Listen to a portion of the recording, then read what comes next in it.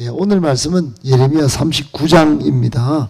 39장 1절부터 10절까지인데요. 구약성경 1116쪽에 있습니다. 예레미야 39장 1절부터 10절까지 한 절씩 교독하겠습니다. 유다의 시드기야 왕의 제9년 열째 달에 바벨론의 느부갓네살 왕과 그의 모든 군대가 와서 예루살렘을 에워싸고 치더니 시드기야의 제11년 넷째 달 아홉째 날에 성이 함락되니라. 예루살렘이 함락되매 바벨론의 왕의 모든 고관이 나타나 중문에 앉으니 곧 네르갈 사레셀과 삼갈 네부와 내시장 살스김이니 네르갈 사레셀은 궁중장관이며 바벨론의 왕의 나머지 고관들도 있더라. 유다의 시드기야 왕과 모든 군사가 그들을 보고 도망하되 밤에 왕의 동산길을 따라 성읍을 벗어나서 아라바로 갔더니 갈대아인의 군대가 그들을 따라 여리고 병원에서 시드기야에게 미쳐 그를 잡아서 데리고 하맛 땅 라볼라에 있는 바벨론의 느부갓네살 왕에게로 올라가매 왕이 그를 심문하였더라. 리블라에서 시드기야의 눈앞에서 그의 아들들을 죽였고 또 유다의 모든 귀족을 죽였습니다. 왕이 또 시드기야의 눈을 빼게 하고 바벨론으로 옮기려고 사슬로 결박하였더라. 집을 불사르며 예루살렘 성벽을 헐었고 사령관 느부사라단이 성중에 남아있는 백성과 자기에게 항복한 자와 그 외의 남은 백성을 잡아 바벨론으로 옮겼으며 느부사라단이 아무 소유가 없는 빈민을 유다 땅에 남겨두고 그날의 포도원과 밭을 그들에게 주었더라. 아멘. 할렐루야. 여러분 기도하시고 또 말씀 받는 가운데 하나님의 뜻도 잘 분별하여 받으시고 또 기도하시는 중에 하나님의 응답을 받고 복되고 형통한 삶을 사시기를 예수님 이름으로 축복합니다. 아멘. 오늘 말씀 세 가지로 정리하겠습니다. 첫 번째, 하나님과의 관계가 무너지면 최악의 상황을 맞이합니다. 여러분, 하나님과의 관계가 신앙생활에 제일 중요해요. 오늘 본문에 보면 이제 드디어 예루살렘 성이 바벨론 군대에 의하여 포위되었다가 함락됩니다. 함락돼요. 그 이후에 나타난 비참한 것은 여러분이 끝까지 읽어보신 그대로입니다. 드디어 올 것이 온 겁니다. 정말 올 때까지는 안 올 줄 알았는데 드디어 예루살렘 성이 처참하게 함락되고 이제 나라의 국운이 이제 끝나는 그런 상황이 온 겁니다. 지금까지는 경고고 지금까지는 예언이었다면 이제 이게 현실이 된 겁니다. 여러분, 죄가 뭘까요? 죄는 하나님을 떠나서 자기 중심대로 살면 찾아오는 게 이게 죄입니다. 하나님은 지금까지 한두 번이 아니고 수십 번이나 하나님을 떠나서 한 것 회개하고 돌아올 것을 요청했습니다. 그리고 기다렸습니다. 그런데 오늘 이제 안 되는 거예요. 마지막 함락이 될 때까지 하나님은 그냥 바벨론이 함락하도록 이제 놔두신 것입니다. 여러분, 이스라엘 백성들은 지금까지 거듭된 하나님의 회개 촉구와 심판 경고에도 불구하고 마음을 강팍하게 했습니다. 회개하지 않았어요. 절대로 하나님의 말씀 불순종하고 계속 악행을 저질러 왔던 것입니다. 심지어 이 유대인들은 그릇된 생각, 선민사상을 가지고 미신적 성전 숭배 사상을 가지고 살았습니다. 그래서 하나님의 임재의 상징적 처소인 성전이 있는 예루살렘 성은 절대로 함락되지 않을 거다. 절대로 망하지 않을 거라는 확신을 갖고 살았습니다. 여러분, 확신도 잘못된 확신 굉장히 위험한 겁니다. 굉장히 착각이었어요. 오늘 1, 2절에 보니까 잘못된 신념으로 그다 버텼습니다. 한 1년 6개월 정도. 그러니까 시드기야 왕이 마지막 왕인데 제9년 열째 달, 그러니까 9년 10월부터 이 바벨론 군대가 탁 이렇게 성을 포위하고 지켰는데 마지막에 함락되는 날이 11년 4월 9일이라고 적혀 있습니다. 그러니까 1년 6개월이에요. 1년 6개월 동안 그동안 성 안에 처참한 내용은 여기 예레미야서보다 다른 성경에 보면 잘 나와 있는데 그 아이를 삶아 먹는 일까지 벌어집니다. 그렇게 하면서까지 버텼다 이 말입니다. 망해야 되는데 바벨론에 포로 잡혀가야 되는데 하나님이 지금까지 악행을 저지르던 이 유다 백성들에게 하나님께서 주신 말씀이 있는데 끝까지 아이를 삶아 먹으면서까지 버틴 겁니다.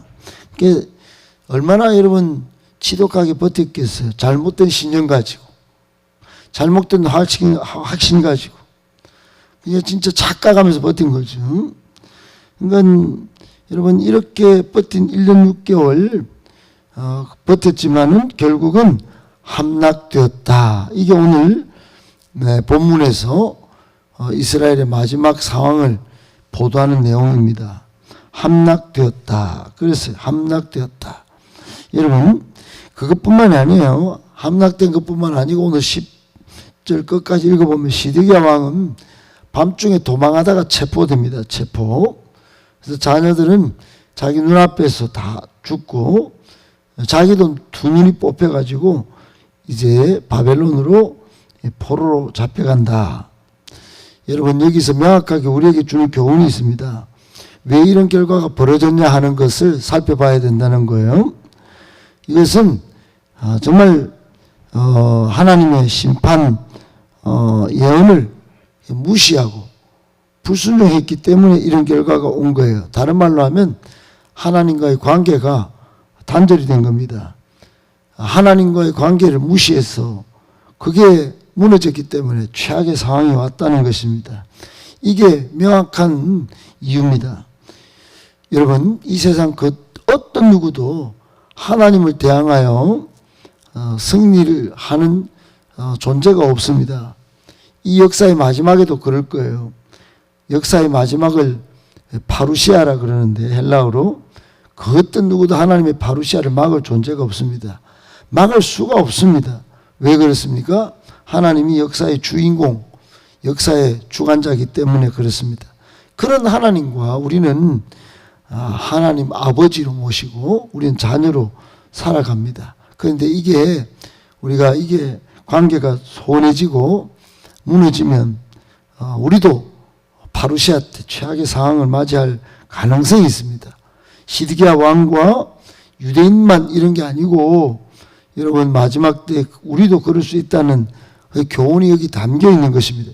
성경이 여러분 서양의 유대인들의 마지막 이 종말적 상황이 그들만의 문제지 이렇게 무시하고 넘어갈 수가 없는 이유는 이 이야기가 예언적 경고고 우리도 역사의 파루시아 때 이런 일을 당할 수 있기 때문에 엄청난 경고입니다. 여러분 꼭 기억하시고 우리 스스로 우리 자신을 점검해서 하나님 관계가 어디서 무너지고 있는지 어떻게 무너졌는지 아니면 어떻게 회복하고 하나님과 관계를 다시 잘 유지할 수 있는지 여러분 잘 살펴서 최악의 상황을 미리 다 맞이하지 않는 지혜를 발휘할 수 있기를 예수님의 이름으로 축복합니다.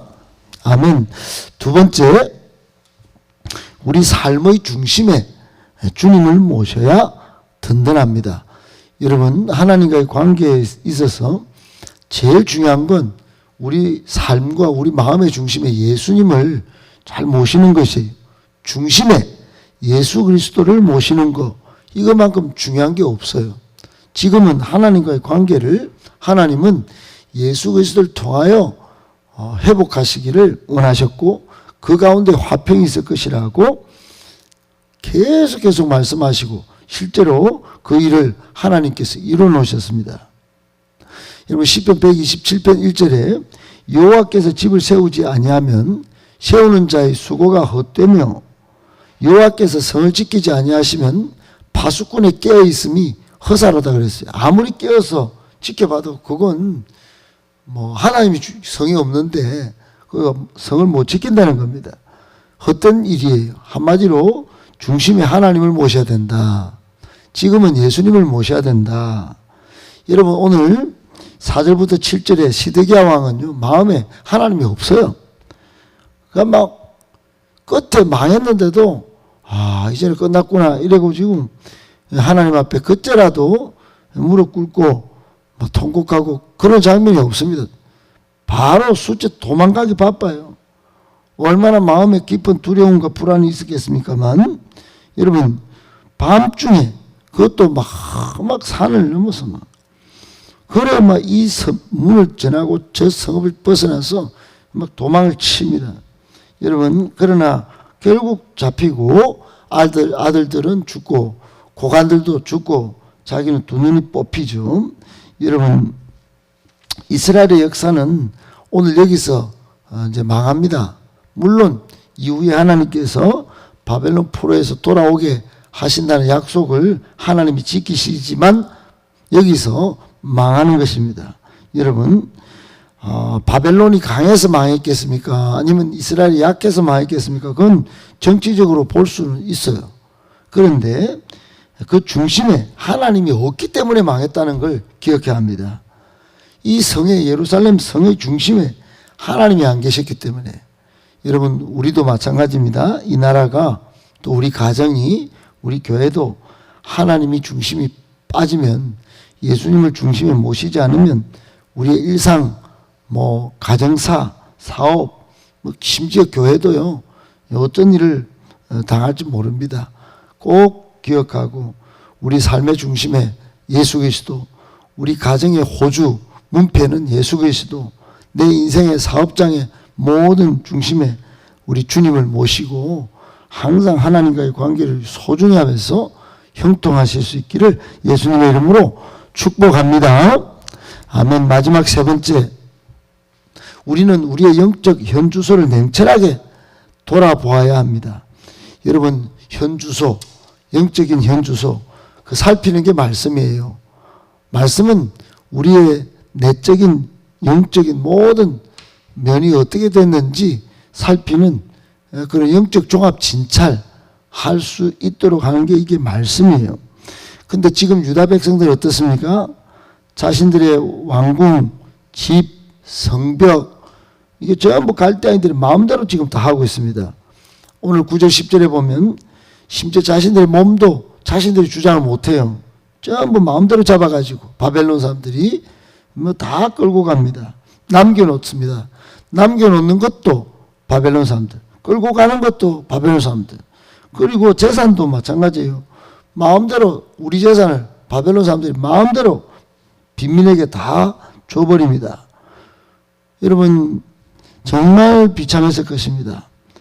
이게 하나님이 버려두시면 하나님이 유기해 버리시면 일어나는 일들입니다. 영적인 현주소가 하나님이 버려버렸다.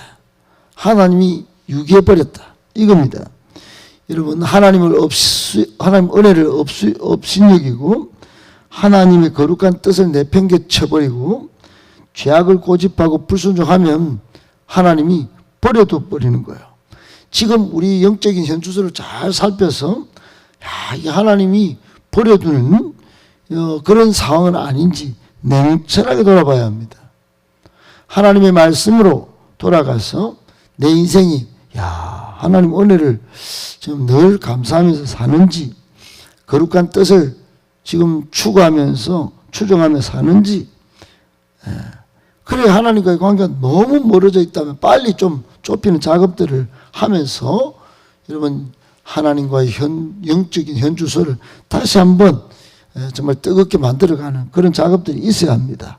꼭 기억하시고 여러분 잘 살펴서 돌아볼 건 돌아보고 또 회복할 건 회복하는 그런 은혜로운 성도, 복된 성도님들 다 되실 수 있기를 예수님의 이름으로 축복합니다.